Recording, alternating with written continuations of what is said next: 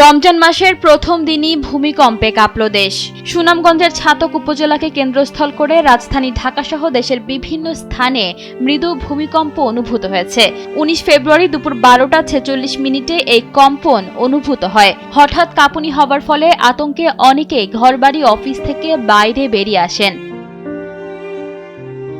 ভূমিকম্পের তথ্য প্রকাশ করেছে ইউরোপিয়ান মেডিটেরিয়ান সিসমোলজিক্যাল সেন্টার। সংস্থাটি জানায়, রিখটার স্কেলে ভূমিকম্পের মাত্রা ছিল ৪.১ এবং এর উৎপত্তি স্থল ভারত-বাংলাদেশের সীমান্তবর্তী অঞ্চলে।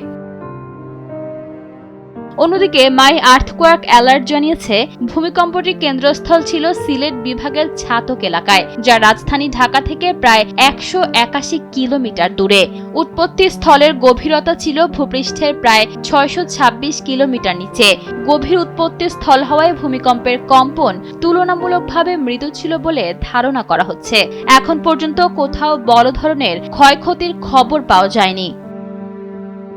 জিতা আক্তার, সময়ের আলো।